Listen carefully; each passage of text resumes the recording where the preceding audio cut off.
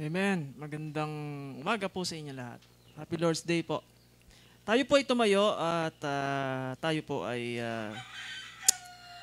magbabasa ng salita ng Diyos sa mga awit. Chapter 2, verse 1 to 7. Buksan po natin ating mga Biblia sa mga awit, chapter 2, verse 1 to 7.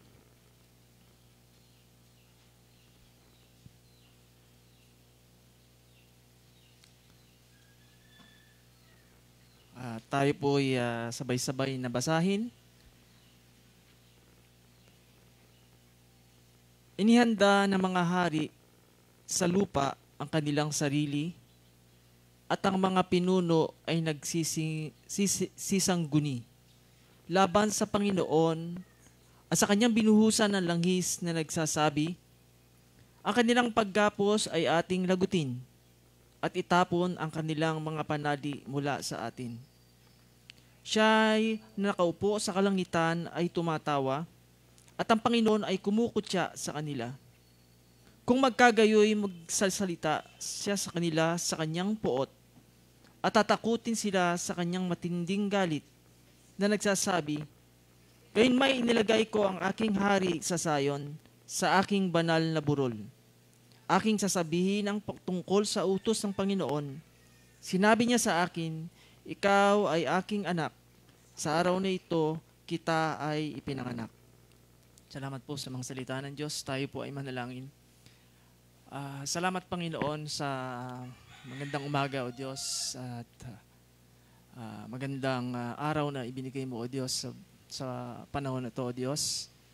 At kami po ay narito o Diyos nagpapakumbaba o Diyos sa iyo o Diyos na nananalangin Panginoon na patuloy o Diyos na ikaw Panginoon ang kumilos sa amin Panginoon at salamat o Diyos sa iyong salita na aming binasa na patuloy Diyos na ikaw o Diyos ay mabuti Panginoon. Nakita namin Panginoon na sa iyong salita na minsan kami ay naghihimagsik sa aming mga puso, O Diyos. At ito ay iyong inayos, Panginoon. Salamat, Panginoon, sa binigyan mo kami, Panginoon, ng takot, Panginoon, na ito po ay naging pundasyon, Panginoon, tungo sa aming karunungan, O Diyos. At ito po ay nangangahulugan, Panginoon, na kami, Panginoon, ay naghahayag, Panginoon, ng pasasalamat, Panginoon, sa kapangyarihan at iyong kabutihan, Panginoon. Salamat, Panginoon, sa mga bagay na binigay mo sa amin, Panginoon. At patuloy, O Diyos, na kami po ay gabayan mo sa araw na ito na sa iyong salita, bigyan kami, Panginoon, ng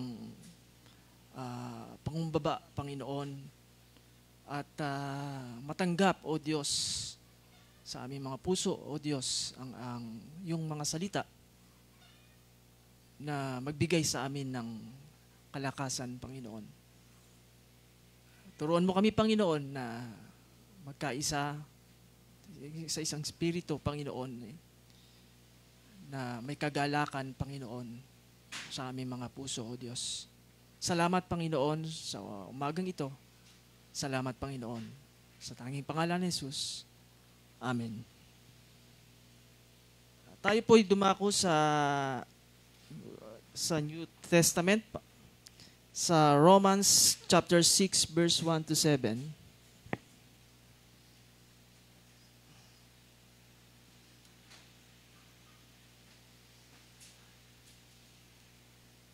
Romans chapter 6, verse 1 to 7. Kung nahanap na po natin, sabay-sabay po nating basahin. Ano nga ang ating sasabihin? Magpapatuloy ba kayo sa pagkakasala upang ang biyaya ay sumagana? Huwag nawang mangyari. Tayong mga namatay na sa pagkakasala, paano nga tayong mabubuhay paroon? O hindi ba ninyo nalalaman na tayong lahat na mga nabautismuhan kay Kristo Jesus ay mga nabautismuhan tungo sa kanyang kamatayan? Kaya tayo ay nilibing na kasama niya sa pamamagitan ng bautismo tungo sa kamatayan, na kung paanong si Kristo ay muling nabuhay mula sa mga patay sa pamamagitan ng kaluwalhatian ng Ama, gayon din naman tayo'y makakalakad sa panibagong buhay. Sapagkat kung tayo'y naging kasama niya sa katulad ng kanyang kamatayan, ay magkakagayon din naman tayo sa kanyang muling pagkabuhay. Nalalaman natin na ang ating dating pagkatao ay kasama niyang ipinako sa krus, upang ang katawang makasalanan ay mawalan ng bisa, at upang tayo hindi na magpaalipin pa sa kasalanan. Sapagkat ang namatay ay pinalaya na mula sa kasalanan. Amen. Salamat po sa salita ng Diyos. At tayo po ay tutungo ngayon sa ating mga awitin ng mga himno.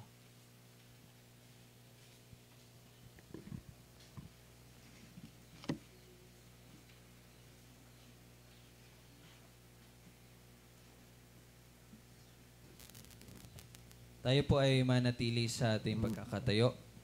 At ngayon, tayo po ay aawit ng mga himno. So, ang una pong ating awitin ay, ang pamagat po ay All Praise to Him. So, ito po ay bagong aawitin dito sa ating local church. So, atin po itong awitin at habang binabasa po yung mga lyrics, naway mag-minister po ang Panginoon sa ating mga puso. So, atin po siyang papurihan.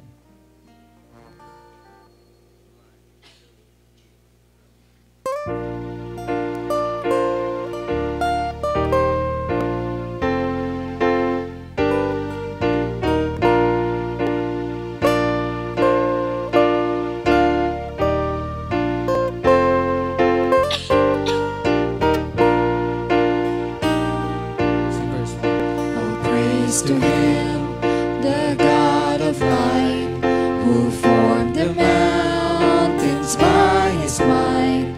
All praise to Him, who names the stars that sing His fame in skies afar. All praise to Him, who reigns in love, who guides the galaxies above, yet bends to hear our every prayer with sovereign power and tender care.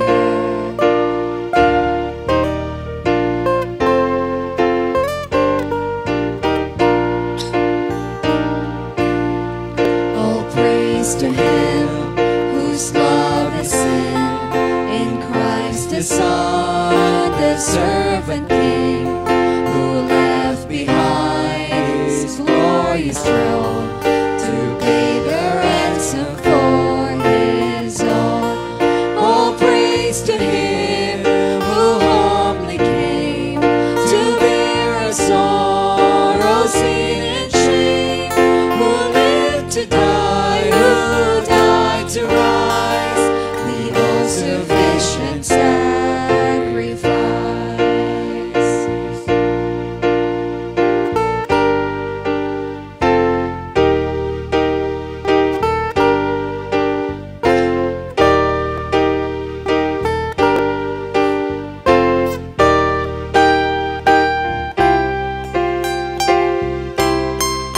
Oh, praise to Him whose power imparts the love of God within our hearts, the Spirit of all truth and peace, the fount of joy and holiness.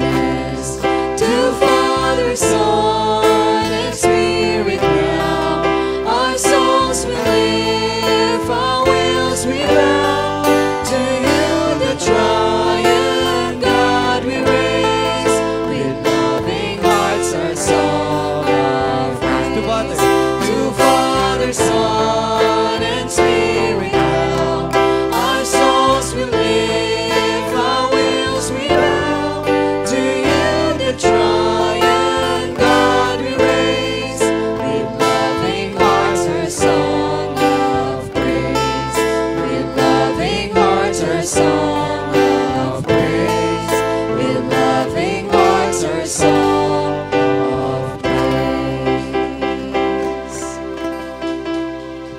para po sa huling ating awitin.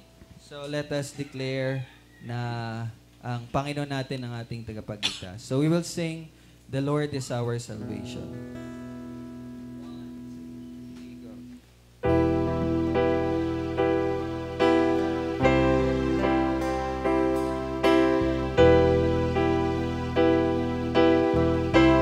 Let's sing. Grace as God has reached for me and pulled me from the raging sea, and I am safe on this solid ground. The Lord is my salvation.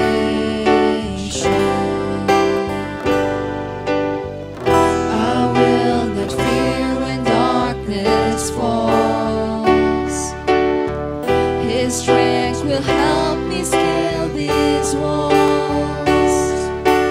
I'll see the dawn of the rising sun.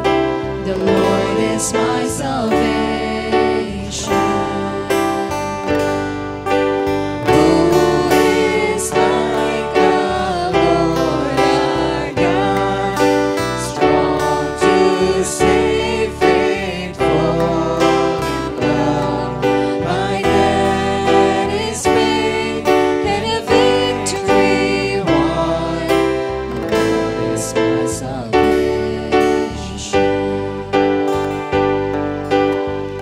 My hope is hidden in the Lord. He floors each promise of His word. When winter fades, I know spring will come. The Lord is my salvation.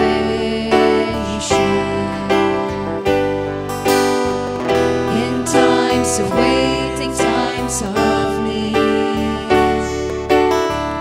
when I know lost, when I am weak, I know His grace will renew these days. The Lord is my salvation. Who is like the Lord our God, strong to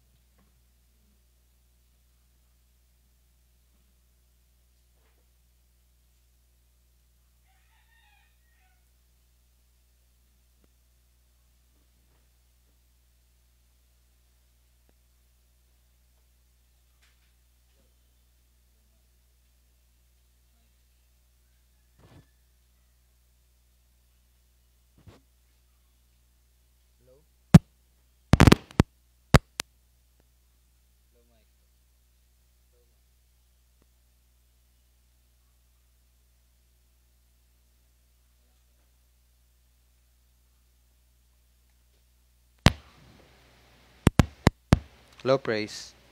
Mic. Low mic test. Mic test. Sira na ata yung yung mic. Low mic test. Low mic testing. Okay? So, sige po, patuloy po tayo sa ating pagpapasalamat sa Panginoon. So, meron po tayong box sa likod at maaari na po nating ihandog ang ating pagpapasalamat sa lahat po ng biyaya na ipinagkaloob po sa atin ng Panginoon. So, atin po yun ipagpanalangin. Sasalamatan natin ang Panginoon. Let's pray. Salamat o Diyos sa iyong biyaya at sa lahat po ng ipinagkaloob mo sa amin. Salamat dahil ikaw nagsusustain sa bawat isa. At naway patuloy kami mapuno, Lord, ng kagalakan at laging ina-acknowledge, Lord, na lahat po ay nagmula sa iyo at lahat ay nararapat na bigyan ng papuri sa pangalan mo, Panginoon. At patuloy namin pinapanalangin, Lord, ang iyong pagkilos sa pamagitan ng paghahayag at pangangaral ng iyong salita. Naway sa iyong salita ay maging malinaw sa amin ang ebanghelyo, ang tanging kaligtasan na nagmumula lamang sa iyong tanging anak na si Jesus. At naway mapalakas po kami at patuloy na maudyukan ng pag-ibig mo, ng pamumuhay, ng may pagsunod sa kalooban mo, O Diyos. Ikaw po ang mangusap sa amin, ang banal na Espiritu na magbibigay liwanag ng iyong salita. Ito aming panalangin sa pangalan ni Jesus. Amen. So let us open our Bible in the book of Acts. Magpapatuloy po tayo sa ating pag-aaral. So nasa chapter 13 na po tayo. Mga Gawa, chapter 13. And nasa verse 27 na tayo. So for this morning, atin pong babasahin, yan na. Atin pong babasahin ang verse 27 hanggang 39. Mga Gawa, chapter 13, verses 27 to 39. Mga Gawa, chapter 13, verse 27 to 29. So, bago po natin basahin, magkakaroon lang po ako ng short review sa ating napag-aralan kasi last Sunday, nagkaroon tayo ng Thanksgiving celebration and we are blessed with the Word of God sa pamagitan po ni Pastor Olan. Pero sa ating pagpapatuloy, sa pag-aaral natin sa Acts 13, ay makikita natin na ang isang bahagi na kung saan nakita natin yung isang halimbawa po ng paghahayag ng Ebanghelyo ng Diyos sa pamagitan ni Pablo. So I think ito po yung pinakaunang account or pinakaunang naisulat patungkol sa kung paano po inihayag ni Pablo ang Ebanghelyo. At kung saan ito ay magtuturo sa atin ng mas malinaw na pag-unawa sa Ebanghelyo at magtuturo din sa atin kung paano din natin ito ipapangaral sa panahon na may buksan po ang ating Diyos ng pagkakataon na ito ay ating maihayag. So, nakaraan po ay natutunan natin mula po sa verses 13 hanggang 26. Kung naalala nyo po, natutunan natin yung dalawang bahagi ng Ebanghelyo. Yun po yung cost, no? Or yung mga bagay na mangyari sa atin, sa ating paghahayag. Nandun po yung maaari talaga tayong mapahamak physically at dayo po ay dadanas ng pag-uusig. And pangalawa ay atin din pong natutunan ang laman ng Ebanghelyo or yung content, no, ng Ebanghelyo. Kung saan itinuon natin ang ating pansin sa kahalagahan ng lumang tipan. So kung matatandaan nyo, kinover ni Pablo, no, mula sa Genesis hanggang sa 2 Samuel. Sinama niya pa yung Malakay. Natatandaan niyo po ba 'yon? So from Genesis to Malakay, so natutunan natin na mahalaga na bigyan din natin ng pansin ang lumang tipan, no, para po sa ating pagkakaroon ng pag-unawa patungkol sa ating Panginoong Hesus na siyang ating tagapagligtas at ang kabuang plano ng Diyos para sa pagliligtas. Kasi doon natin makita yon mula sa simula. no? At tunay na ang Panginoong Hesus ang itinakda at inihayag sa bawat propesiya. So nakita po natin yon last time.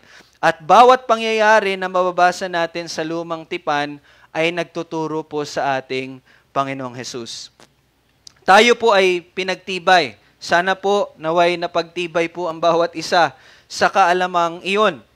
At hinikayat at tayo nahikayat na hingin sa Panginoon na magkaroon tayo ng pagnanais na mas kilalanin ng Panginoong Hesus sa pamagitan ng lumang kasulatan. So sana po, nung time na yon ay nabigyan po kayo ng passion or yung pagnanais na aralin yung lumang tipan. Kasi doon nyo actually mas makikilala ang ating Panginoong Hesus, no? Dahil yon ang nagtuturo sa Kanya. Now, sa atin pong pagpapatuloy ngayon, atin pong aalamin ang iba pang mahalagang bagay na nakapaloob po sa laman ng Ebanghelyo. So tayo pa rin po ay nasa content pa rin po ng gospel, no? So nagsimula tayo sa lumang tipan, no, sa history. At ngayon magpapatuloy tayo. And let us read verse 27 hanggang verse 39. So tayo po ay magsitayo sa pagbabasa ng salita ng ating Panginoon. Acts 13 verse 27 hanggang 39. Altogether, let's read. Sapagkat hindi nakilala ng mga naninirahan sa Jerusalem at ng mga pinuno nila si Jesus ni ang mga tinig ng mga propeta na binabasa tuwing Sabat. Tinupad nila ang mga salitang ito sa pamagitan ng paghatol sa Kanya. At kahit na hindi sila nakatagpo sa Kanya ng anumang kadahilan ng dapat ikamatay, gayon may kanilang hiningi kay Pilato na siya'y patayin. Nang matupad na nila ang lahat ng mga bagay na nasusulat tungkol sa Kanya, kanilang ibinaba siya sa punong kahoy at inilagay sa isang libingan. Ngunit siya'y binuhay ng Diyos mula sa mga patay. At sa loob ng maraming mga araw ay nakita siya ng mga kasama niyang pumunta buhat sa Galilea patungo sa Jerusalem, na siyang mga saksi niya ngayon sa taong bayan. Ipinangaral namin sa inyo ang mabuting balita ng pangako ng Diyos sa ating mga ninuno. Na ang mga bagay na ito ay tinupad din niya sa atin na kanilang mga anak ng kanyang muling buhayin si Jesus. Gaya naman na nasusulat sa 2 awit, ikaw ay aking anak, sa araw na ito ay naging anak kita. Tungkol sa pagkabuhay niya muli sa mga patay, upang hindi na magbalik sa kabulukan, ay ganito naman ang sinabi niya. Ibibigay ko sa iyo ang banal at mga maasahang pangako kay David. Kaya't sinasabi rin niya sa isa pang awit, hindi mo hayaan na ang iyong banal ay makita ng pagkabulok. Sapagkat si David, pagkatapos niyang maglingkod ayon sa kalooban ng Diyos sa kanyang sariling salinlahi, ay namatay at isinama ang sa kanyang ninuno at nakakita ng pagkabulok. Subalit ang binuhay ng Diyos ay hindi nakakita ng kabulukan. Kaya mga kapatid, maging hayag nawa sa inyo na sa pamagitan ng taong ito, ipinahayag sa inyo ang kapatawaran ng mga kasalanan. At sa pamagitan niya, ang bawat nananampalataya ay pinalaya sa lahat ng bagay kung saan hindi kayo kayang ariing ganap ng kautusan ni Moises. Tayo po'y magsipo muli. So again, ito po ay parte po or laman or content po ng Ebanghelyo.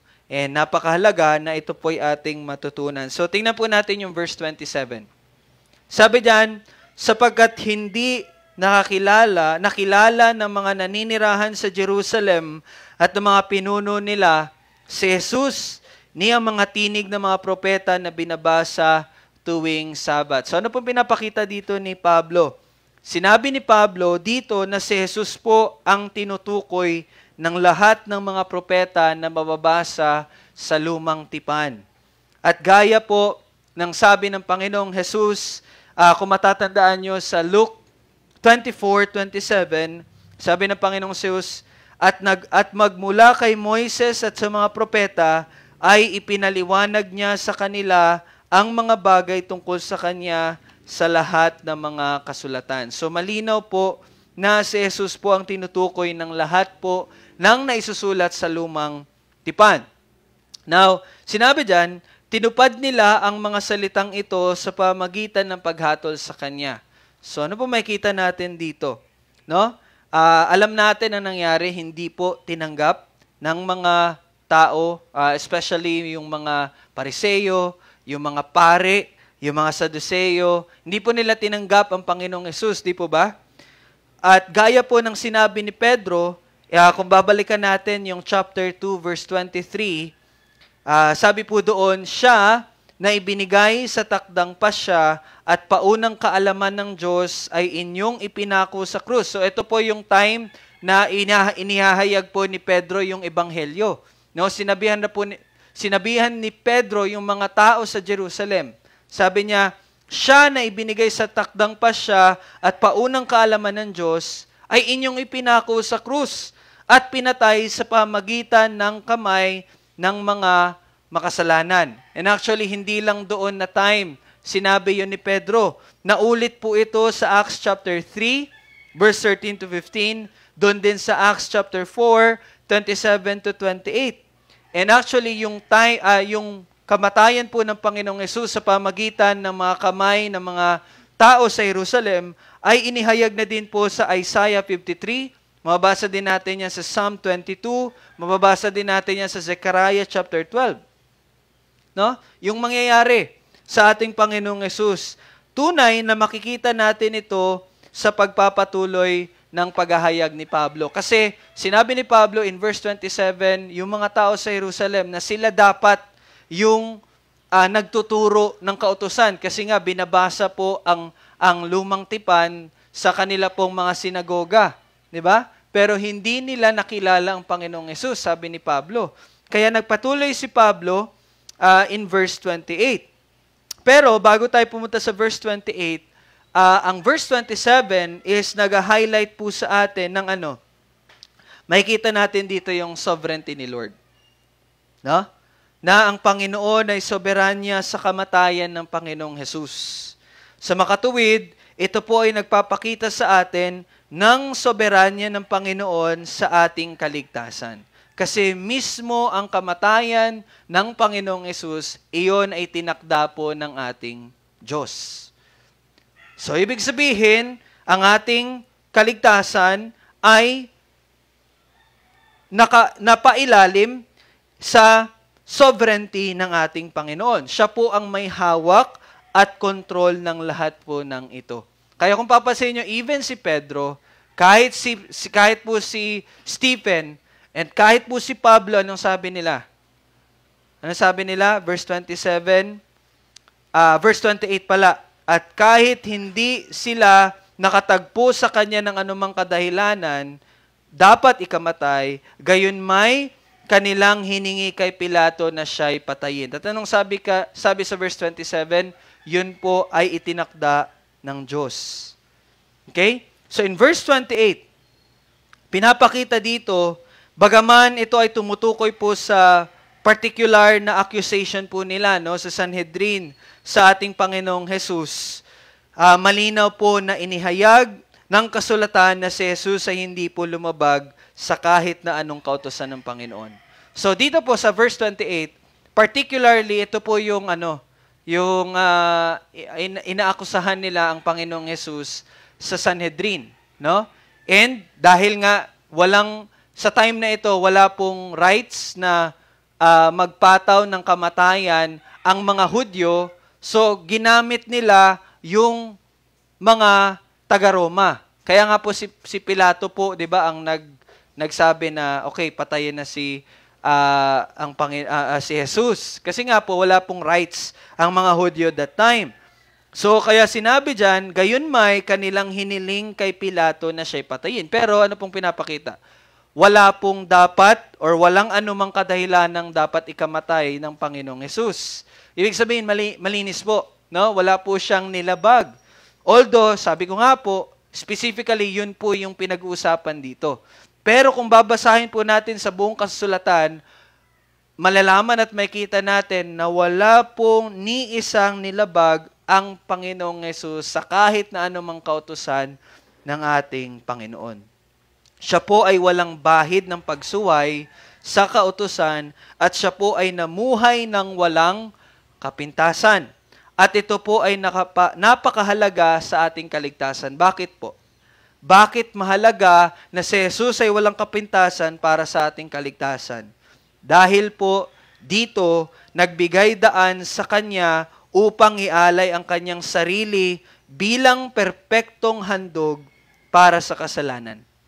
Kasi kung siya po ay may bahid ng kasalanan, hindi po siya maaari at hindi po siya magiging perpektong handog para po sa ating mga kasalanan. At ipinagkaloob ang Kanyang katuwiran sa mga mananampalataya. Alam niyo po ano po yung katuwiran na meron kayo before our Lord? Yun po ay ang katuwiran ni Kristo. So napakahalaga na si Kristo po ay matuwid at walang bahid ng kasalanan dahil yung katuwiran na meron tayo ay ang katuwiran po ng ating Panginoong Jesus. Kung wala ang Kanyang buhay na walang kasalanan, hindi po magiging posible ang kaligtasan ng bawat isa sa atin ngayon. Sapagkat hindi lubos na maisa sa katuparan ang katarungan at ang awa ng Diyos. No? So yun po yung importance ng pagiging matuwid at walang kapintasan ng Panginoong Jesus. So in verse 29, sinabi ni Pablo, nang matupad na nila ang lahat ng mga bagay na nasusulat tungkol sa Kanya, kanilang ibinaba siya sa punong kahoy at inilagay sa isang libingan. Now, kung papansinin niyo sa verse 29, nang matupad na nila. No? Nang matupad na nila. So, ibig sabihin, again, babalikan natin yung verse 27, yun pong pagkamatay ng Panginoong Hesus is again, ay itinakda na po ng ating Diyos. Okay? So, again, naway maging malinaw po sa bawat isa sa atin, again, that ang ating Panginoon ay soberanya po sa kamatayan, soberanya po siya sa ating kaligtasan. Now, saan natin mababasa yung propesiya na ito? May kita natin yan sa Isaiah 53 verse 9. Ito po yung sinabi doon. At ginawa nila ang kanyang libingan na kasama ng masasama at kasama ng isang lalaking mayaman sa kanyang kamatayan. Bagaman hindi siya gumawa ng karahasan o walang anumang pandaraya sa kanyang bibig. So, ibig sabihin, itong Isaiah, ito po ay nasa Old Testament. No? In Isaiah 53, inihayag na po doon na wala talagang kapintasan, walang kasalanan itong Mesiya. Pero siya ay inilibing kasama ang mga masasama at kasama ang isang lalaking mayaman sa kanyang kamatayan. So very specific po ang propesiyang ito. And alam na natin na ito po ay nangyari. Now, ito pong verse 29 ay pagpapahayag po ng kamatayan at paglibing kay Jesus. So makita nyo una, sovereignty ni Lord. Pangalawa, blamelessness ng ating Panginoong Hesus. Pangatlo is ang death or yung paglilibing. No? Paglibing, kamatayan at paglibing kay Jesus.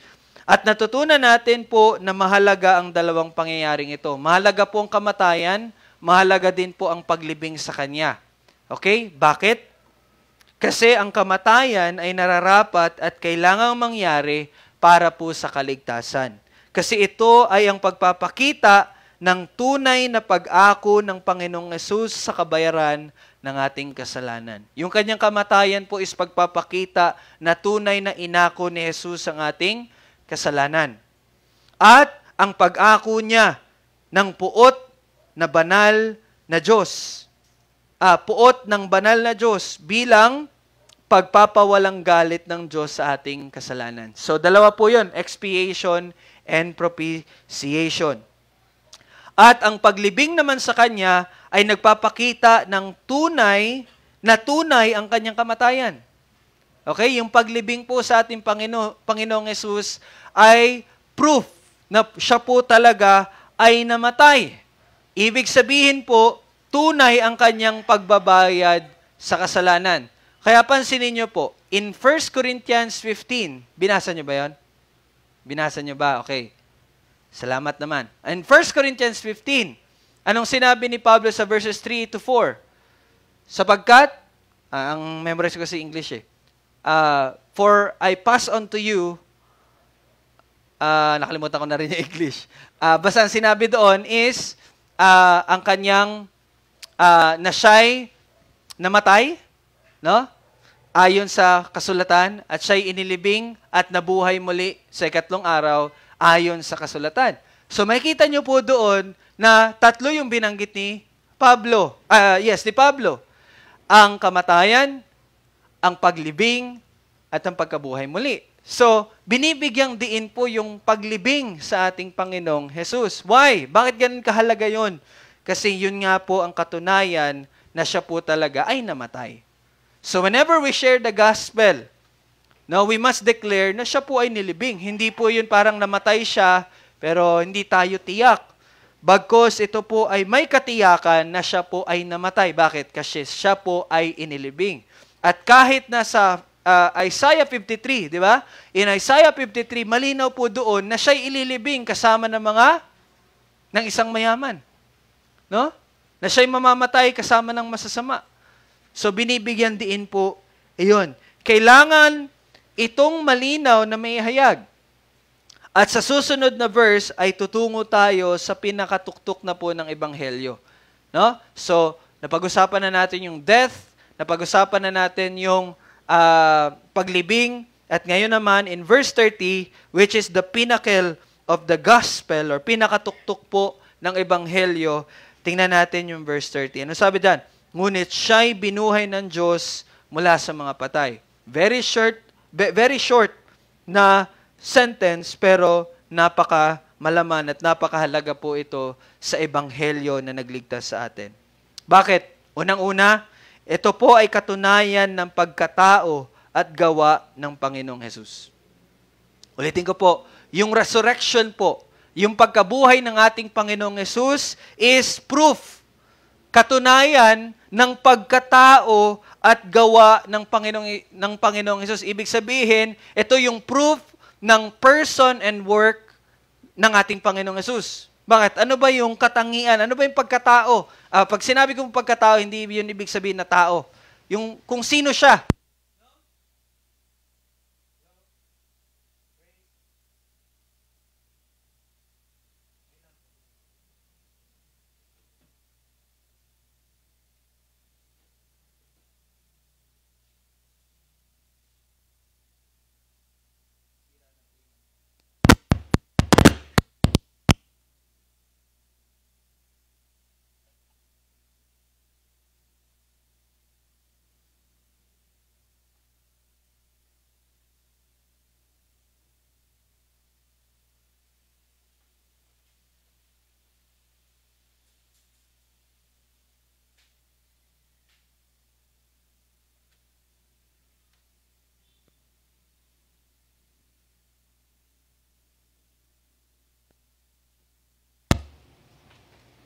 Hello, praise. Yan, okay na. Sorry. Alright. So, ang pagkabuhay po muli ng ating Panginoon ay nagpapakita ng pagkatao at gawa ng Panginoong Hesus. Bakit po? Ang kanyang pagkabuhay ay nagpapakita na siya po ang anak ng Diyos. Okay? Yung pagkabuhay niya ay nagpapakita na siya ang anak ng Diyos. Sabi sa Romans 1:4, at ipinahayag na anak ng Diyos na may kapangyarihan ayon sa Espiritu ng kabanalan sa pamagitan ng pagkabuhay mula sa mga patay. Na ito'y si Jesucristo na Panginoon natin. So yun po yung isa sa importance ng resurrection. Pagpapakita po yun na si Jesus ay ang anak ng Diyos. Ibig sabihin kapag sinabi natin siya ay anak ng Diyos, siya po ay Diyos. No? Naway maging malinaw na po sa atin, whenever we call Jesus Christ the Son of God, isa lang po ibig sabihin nun, He is God. Kasi ang ibig sabihin ng bugtong na anak, no? Yung, ano ba sa Tagalog? Nag-iisa? Tanging anak? Ang ibig sabihin po nun, hindi po siya lang yung nanggaling sa Diyos, but siya lang po yung katulad ng Diyos. Ibig sabihin, siya ay Diyos. At nung siya'y nabuhay muli, inihayag sa atin na siya ay Diyos. So yun po ang kahalagahan ng kanyang pagkabuhay muli. Katanggap-tanggap ang kanyang alay sa krus para masatisfy ang hustisya na hinihingi ng Panginoon. Dahil siya ay Diyos. Pangalawa, anong kahalagahan ng pagkabuhay niya muli? Katunayan ng pag-aaring ganap sa mga mananampalataya. So ito yung alam na natin. Na ang kanyang pagkabuhay muli is ang katotohanan or proof na tayo po ay inaring ganap. Tayo po ay inaring ganap. Why? In Romans 4:25, at muling binuhay si Jesus upang tayo'y ariing ganap. So you were justified.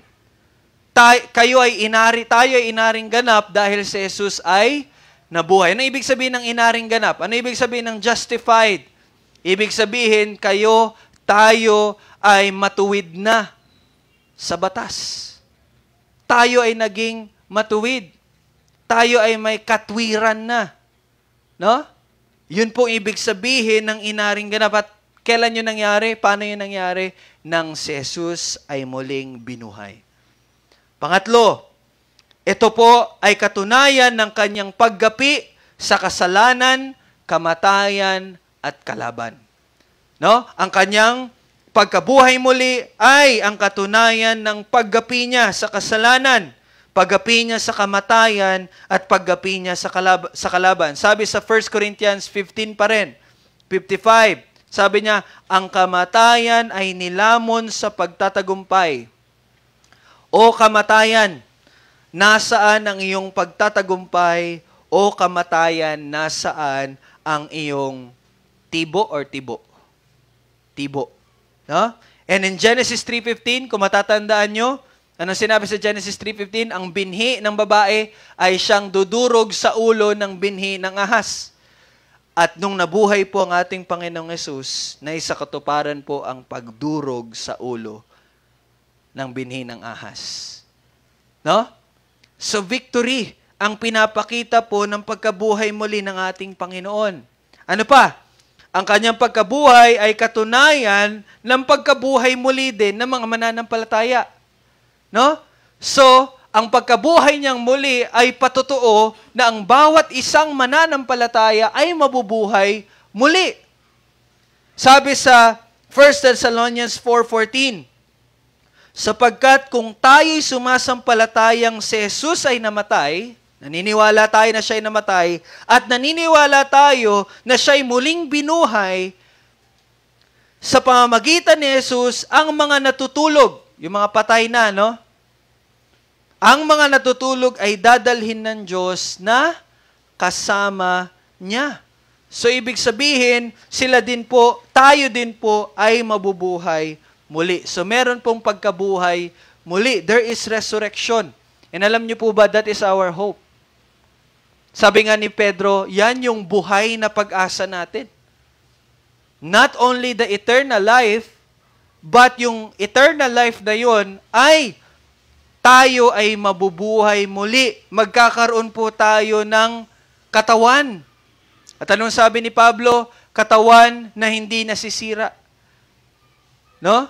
Katawan na tinatawag na spiritual body. Tinatawag na immortal body.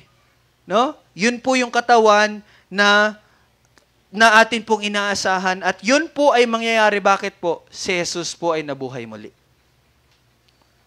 So that is your hope as well, no, mga kapatid. And naway maunawaan yung ibig sabihin po ng pagkabuhay muli natin.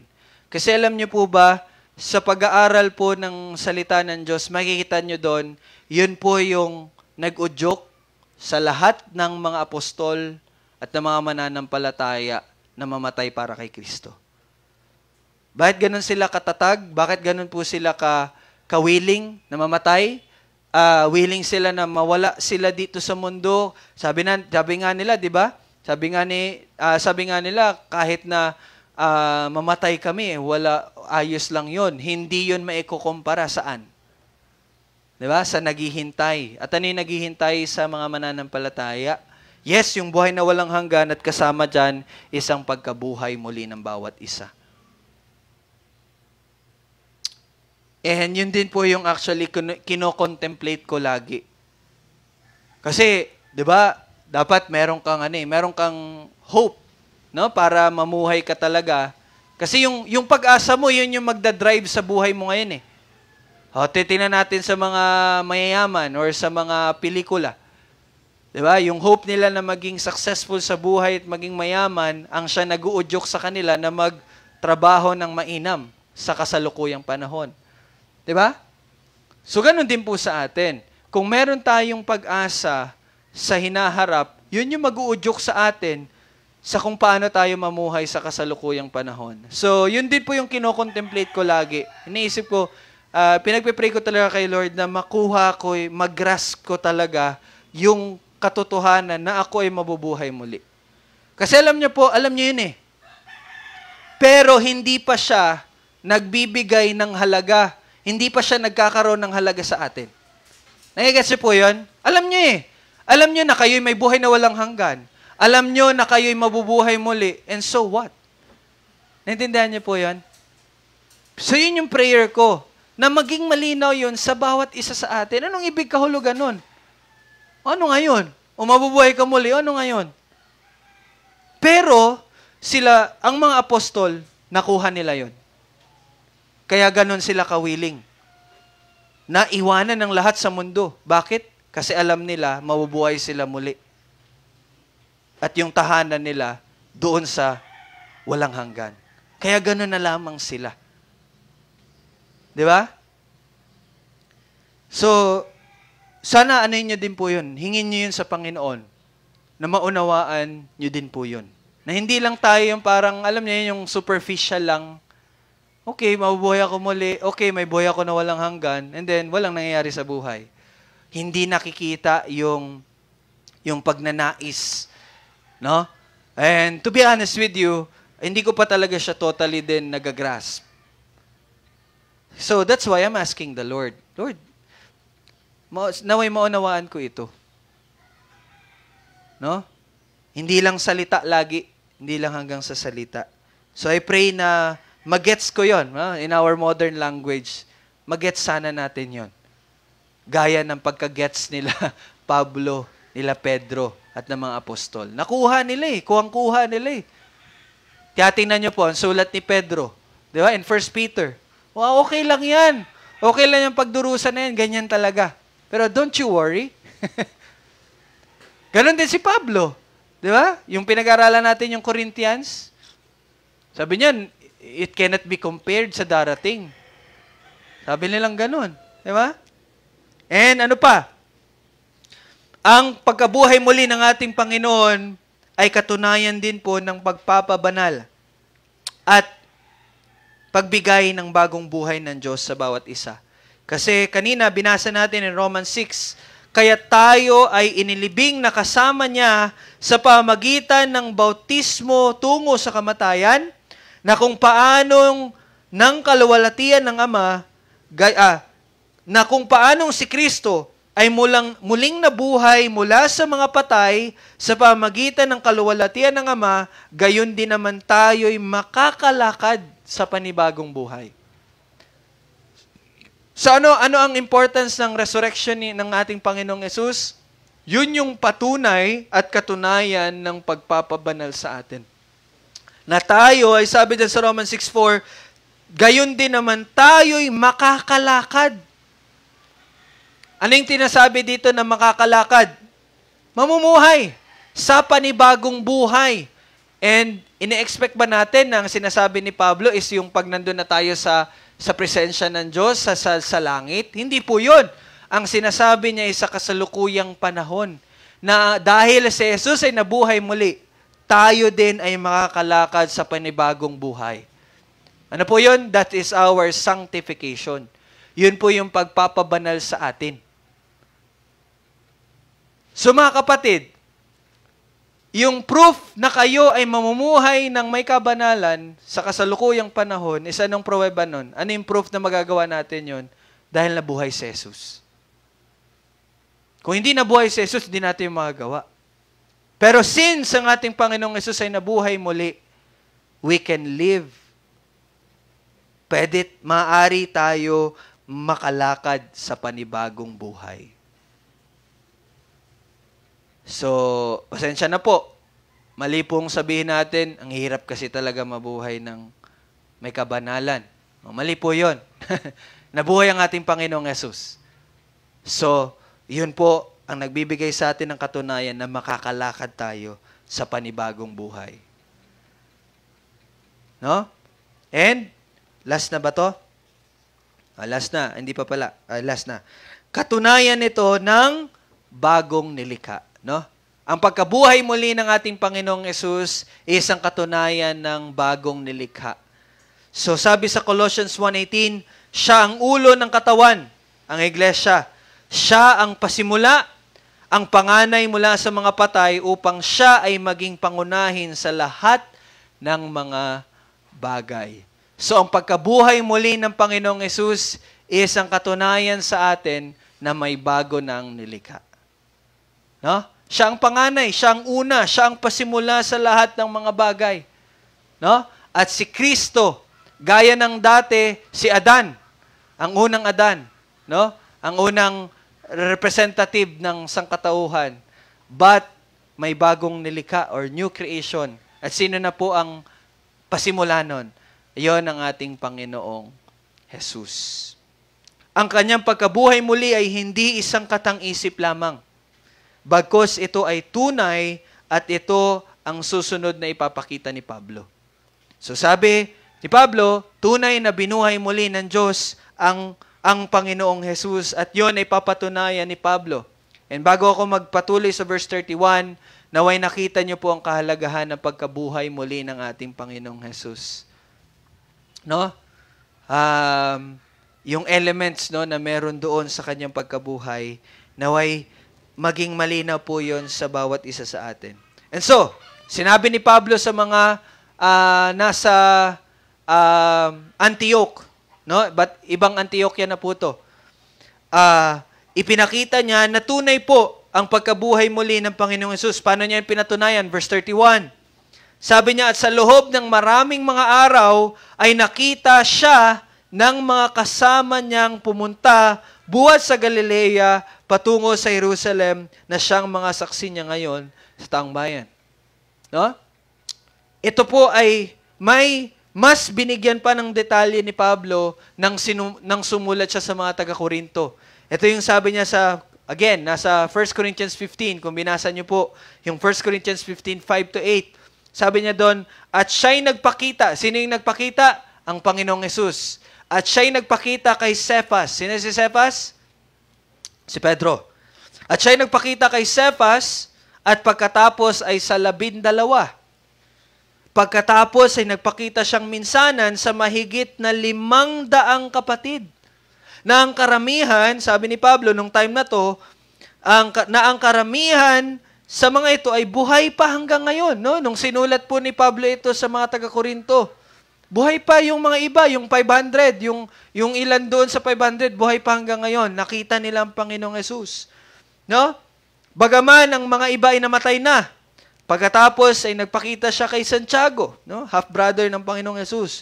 Pagkatapos ay sa lahat ng mga apostol.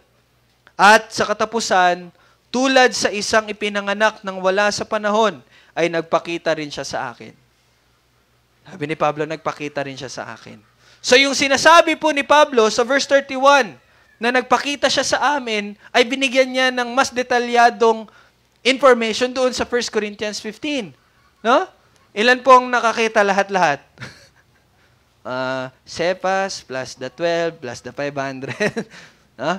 Hindi natin alam. Pero ibig sabihin, napakadami. No? 500 to 1,000 siguro nakita. Now, bakit po isa ito sa patunay? Bakit ito yung naging proof ni Pablo ng Panginoong Hesus ay nabuhay? Bakit po? Bakit sinabi niya kami naging saksi? Kasi po, ang konsepto po ng pagiging saksi sa isang pangyayari ay may napakalaking kahalagahan, lalo na po sa usapin ng pananampalataya, legal na alitan at pagpapatibay ng katotohanan sa komunidad. Sa mga Hudyo po, ang pagiging saksi ay may mabigat na pananagutan dahil ito ay may kaugnayan sa pagtitiyak ng katotohanan, kredibilidad at pagkilala ng buong komunidad. So ang witness po para po sa Jewish community is very important. No? Very critical po ang mga saksi para sa Jewish community. Kasi yung mga saksi ang nagpapatunay sa isang bagay na kiniklaim. Kaya si Pablo, yun yung kanyang sinasabi, nakita namin siya. Nagpakita siya sa amin na siya ay nabuhay muli.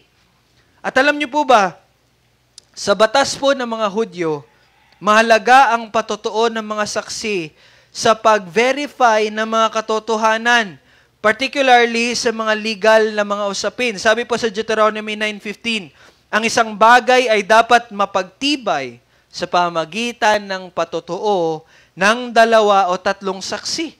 Yun lang, basta may 2 or 3 na witnesses. And then, yun yung way nila to verify kung gaano katotoo yung isang bagay. Ang prinsipyong ito ay umaabot din sa mga relihiyosong pahayag at kasaysayan, kung saan ang maraming saksi ay nagbibigay ng dagdag ng kredibilidad sa isang bagay na inihahayag. So you see, pinakita ni Pablo sa kanila, totoo to mga kapatid, sabi niya, totoo ito. No? Nagpakita kay ganito, nagpakita sa amin, nagpakita sa 500. No? At hanggang ngayon, para sa atin po, kain ko na. Sarap. Teka lang. At hanggang ngayon, para sa atin, ang patotoo ng mga apostol at ng mga naunang mananampalataya ay nagbibigay sa atin ng karagdagang katiyakan na ang pagkabuhay muli ng Panginoong Yesus ay tunay at ang ating kaligtasan ay tiyak. No? So, yun din po ang nagbibigay sa atin ng assurance na nabuhay muli ang ating Panginoong Yesus.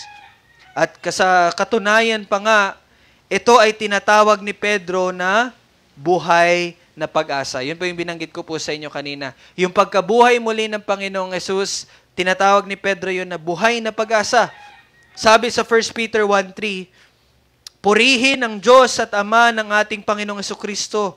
Sa pamagitan ng kanyang malaking kahabagan, ay muli tayong ipinanganak sa isang buhay na pag-asa sa pamagitan ng muling pagkabuhay ni Jesucristo mula sa mga patay. So ang kanyang muling pagkabuhay ay ang katiyakan ng buhay na walang hanggan na ipinangako po ng Diyos sa lahat ng mananampalataya. At hindi lang ito ang paraan, kundi pati na rin po ito yung katiyakan. No? Ang pagkabuhay muli ng Panginoong Yesus, hindi lang yung way para tayo po ay magkaroon ng buhay na walang hanggan. Bagkus, yun din po ay proof na tunay ang buhay na walang hanggan. No? At kung papansinin natin, sa parehong si Pablo at Pedro po ay nagsabi na ang kanilang paghihirap para sa pangalan ng Panginoong Yesus ay nag-uugat sa kanyang pagkabuhay muli. Ito po yung sinasabi ko po sa inyo kanina. Si Pablo at si Pedro, pareho sila na sinasabi nila na ang kanilang paghihirap para sa pangalan ng Panginoong Yesus ay nagmumula sa kanyang pagkabuhay muli. No, kung babasahin natin again, 1 Corinthians 15. Kaya ganun po kahalaga yung pagbabasa nun. Tinalakay dito ni Pablo ang muling pagkabuhay. Di ba? Kung binasa niyo po yung 1 Corinthians 15, ano pong laman nun? Sino nagbasa? Okay. Kung binasa niyo yung 1 Corinthians 15, ang topic doon, buo. No? I think there are 55 verses ata, 58. Lahat po yun patungkol sa pagkabuhay muli ng Panginoong Yesus.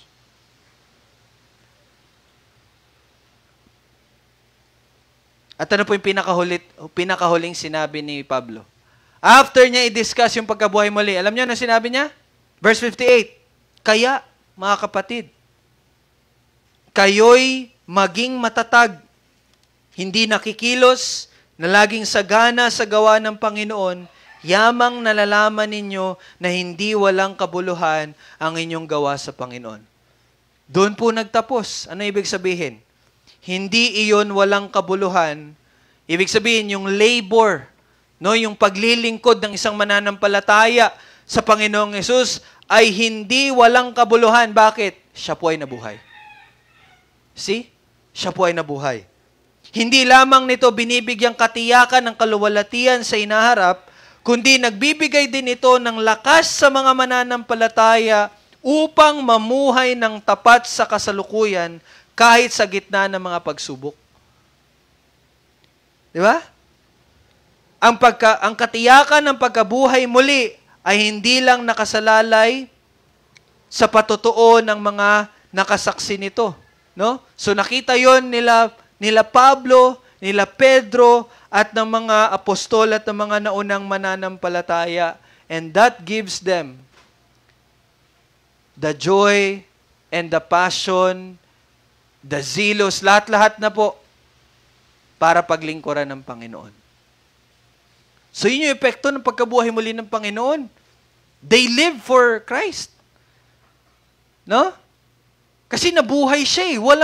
Sabi nga ni Pablo, hindi walang kabuluhan yung gagawin nyo para sa Kanya kasi siya'y nabuhay muli.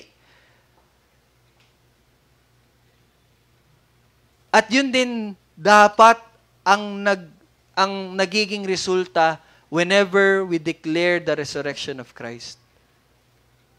Nagbibigay siya sa atin ng katiyakan na mamuhay para sa Kanya dahil lahat ng ginagawa natin, sabi mga sa English, your labor in the Lord is not in vain. Pero bakit mahina tayo sa paglilingkod sa Panginoon? Maybe because hindi natin nauunawaan yung pagkabuhay muli. Ang tanging alam lang natin sa pagkabuhay muli is that, okay, mabubuhay akong muli, okay, maliligtas ako dahil nabuhay siya muli. Pero naway, sa paghahayag ng salita ng Panginoon ngayon, magbigay siya sa atin ng desire, pagnanais na ibigay ang ating buhay. Actually, hindi dapat ibigay kasi siya naman nagmamayari na nito eh. Kung ikaw talaga ay mananampalataya, you need not to give it to Him. Sa Kanya yan eh. Binayaran niya yan. Kaya lang yun nga po, nabubulag pa rin tayo ng kasinungalingan, nadadala pa rin tayo dun. Kaya lagi ang pag-aaral ng salita ang napakahalaga para sa buhay ng isang mananampalataya. To remind us always. Let me share to you, last night, nag-usap kami ni Jamie, we prayed together. Sabi ko sa kanya, ayun, nakita mo, pag wala talagang pagdidisiplina. Wala din talagang gagawin ng tao. Kumbaga, by the grace of God, yun nga po, ang nangyari kasi, by the grace of God, yun, okay lang na hindi kasalanan ng manood, hindi kasalanan ng maglaro, hindi kasalanan ng makinig sa mga kanta na hindi related kay Lord, na hindi po yun kasalanan. Pero yun, sabi ko sa kanya, pero ganun ang epekto sa atin. Mas nauuna yung mga bagay na yun. Tingnan niyo po, yun yung danger eh. Basta napakaluwag natin at walang disiplina. Magpupuyat para sa panonood, magpupuyat para sa paglalaro. Magpupuyat para sa ibang bagay. Although yes, you're not sinning against the Lord.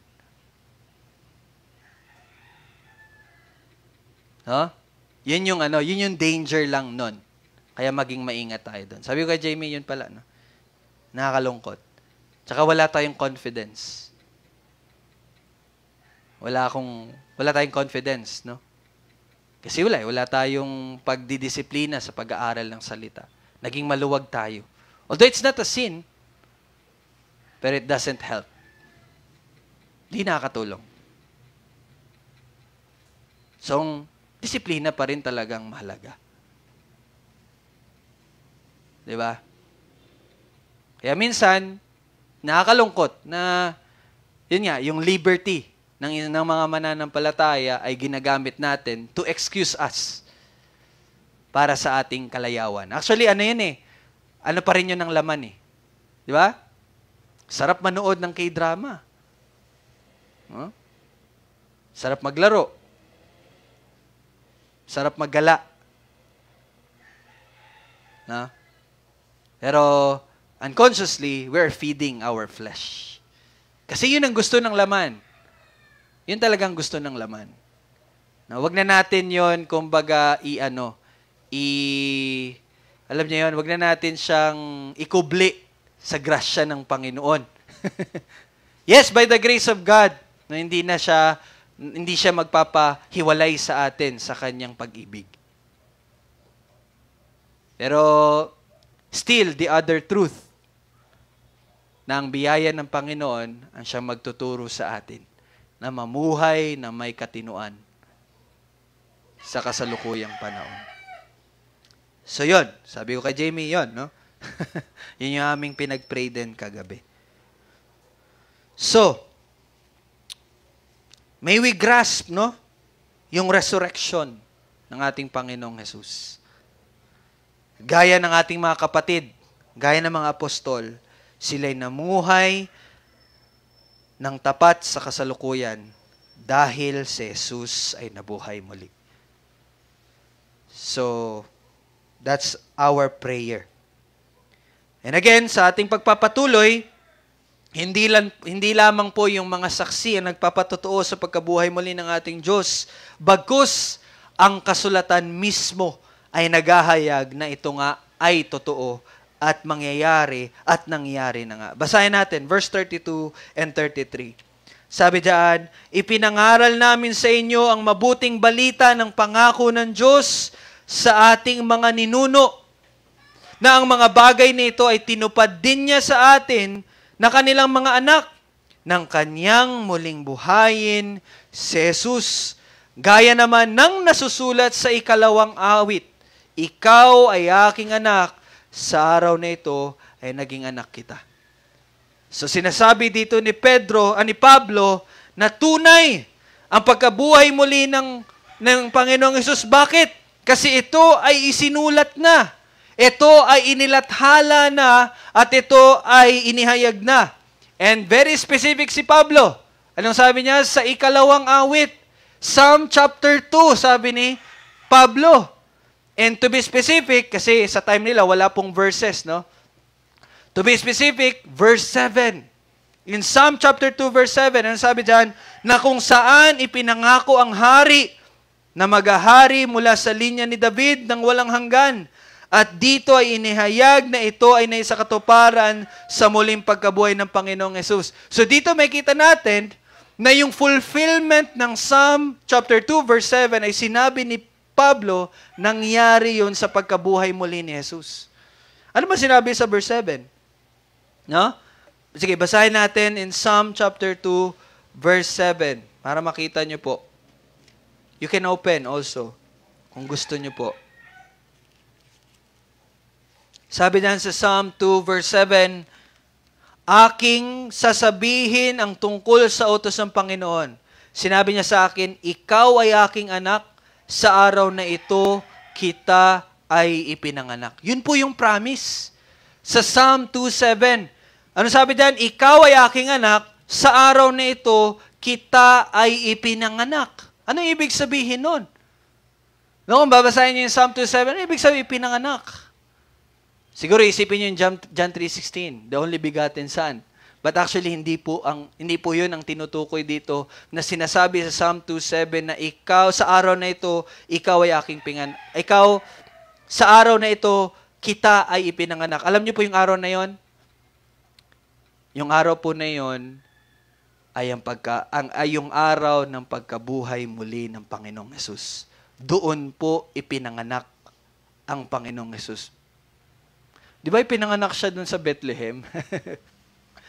Okay, ito po yung kagandahan na aralin natin yung Psalm 2:7. Yung salita pong sinabi dyan sa Psalm 2:7, araw na ito, ay nagpapahiwatig po na ang anak ng Diyos ay ipinanganak po sa tiyak na panahon. So there is a certain time talaga. Siya ay laging Diyos.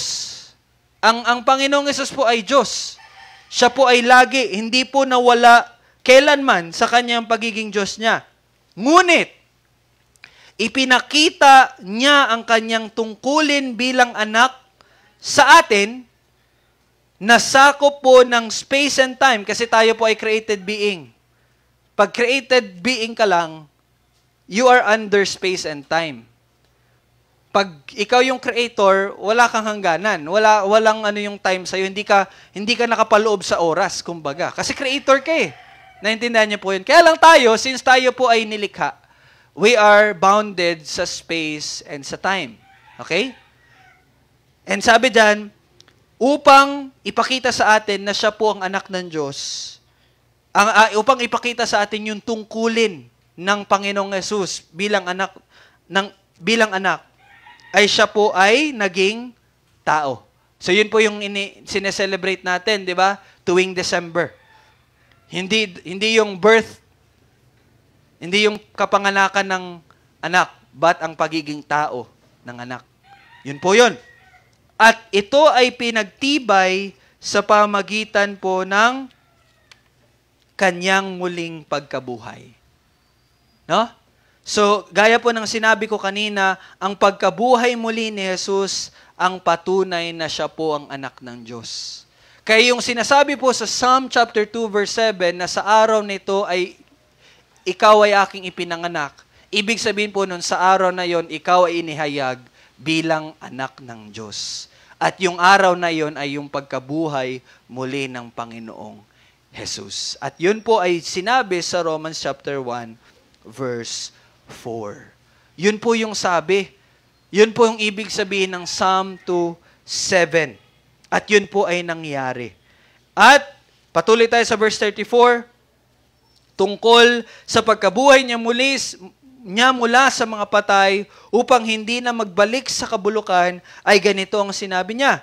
Ibibigay ko sa iyo ang banal at mga maasahang pangako kay David.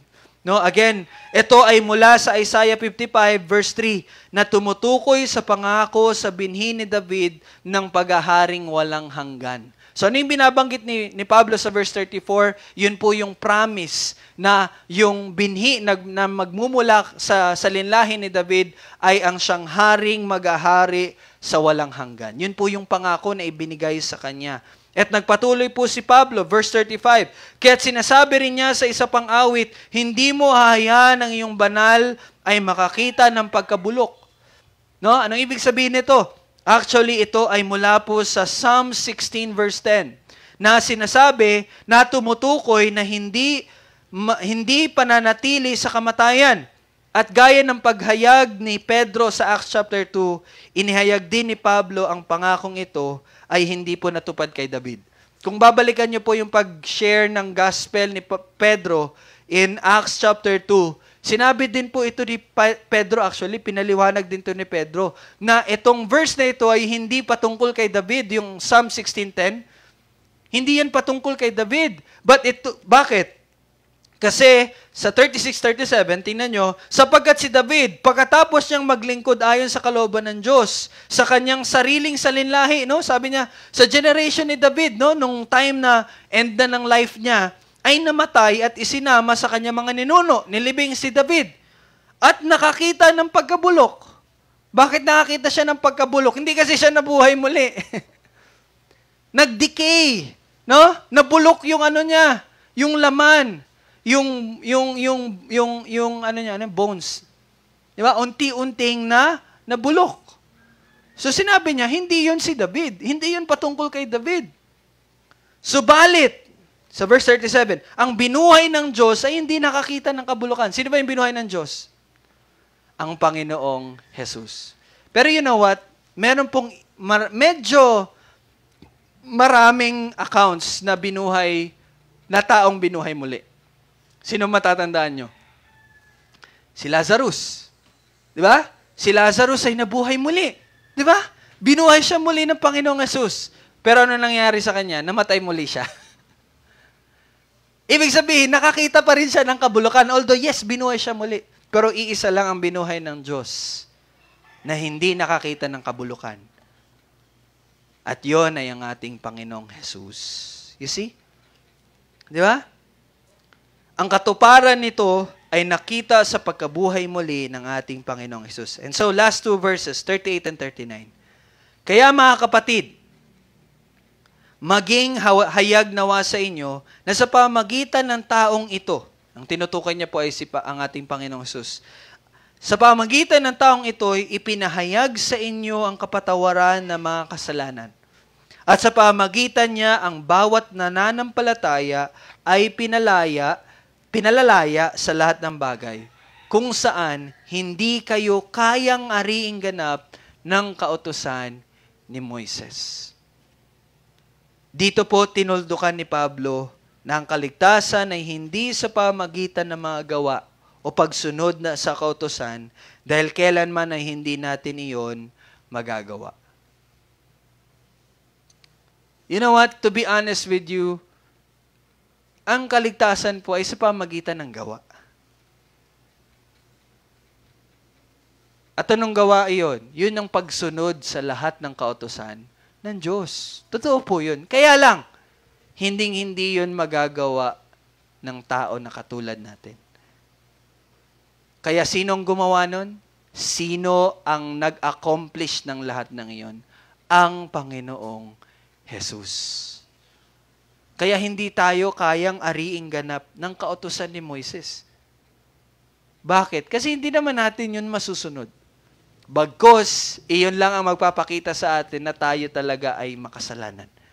Kasi we will always fail. Kaya nga po, di ba, sa mga nag-aaral ng Glorious Gospel, kasumpa-sumpa tayo. Bakit tayo sinumpa? Dahil sa kautusan. Nasumpa tayo dahil sa kautusan. Bakit?